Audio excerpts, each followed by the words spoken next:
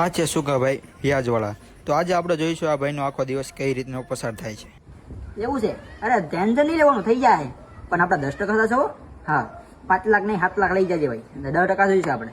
હા, કઈ વાંધો નહીં, આવીને સાંજે આવી. એટલે તારા અઠવાડિયાનું બાકી છે, કહું તો શું? નકર હું ટકો વધારે દેજો. ઉતાવળા જાન આજના જ મને પગાર ગમે એમ કર. નહીં ડન ચડી જશે, ગમે એમ કર. ચાલ, હા વાંધો નહીં. એટલે મનસુખભાઈ ના 2 અઠવાડિયાનું વ્યાજ બાકી છે. તને ખબર નથી પડી, તને ઉઘરાણી કરવા રાખ્યો, શું લેવા રાખ્યો?